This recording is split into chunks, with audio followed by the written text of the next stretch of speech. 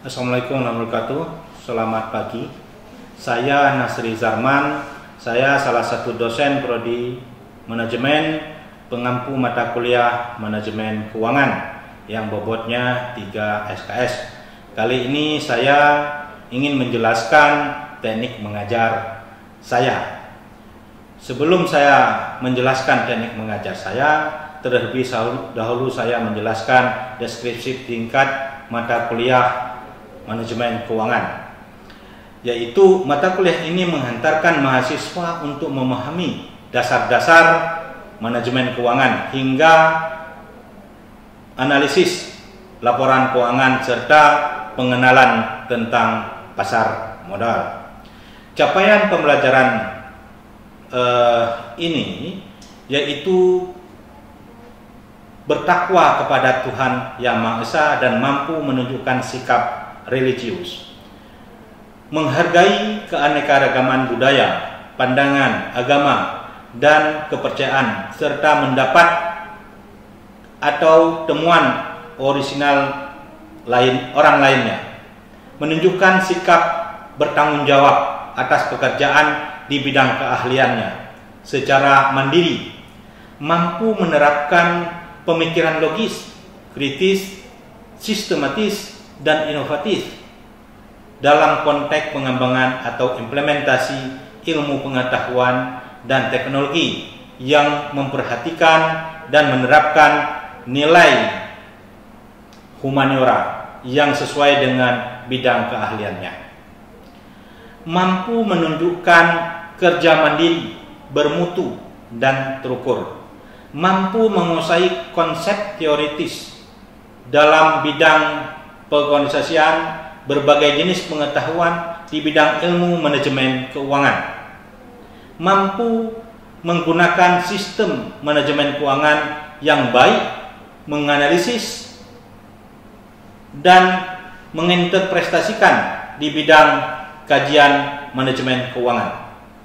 Mampu bertanggung jawab pada pekerjaan dan memberi tanggung jawab atas pencapaian kerja kelompok, komunikatif, estetis, etis, apresiatif, dan partisipatif. Selanjutnya, mampu memahami dan memiliki kemampuan leadership dan kreativitas. Mahasiswa mampu menjelaskan perencanaan keuangan jangka panjang dan jangka pendek. Mahasiswa mampu menjelaskan manajemen modal kerja. Mahasiswa mampu menjelaskan merger, akuisisi, dan kontrol perusahaan. Mahasiswa mampu menjelaskan keuangan internasional. Mahasiswa juga mampu menjelaskan manajemen risiko. Mahasiswa harus juga mampu menjelaskan pasar modal.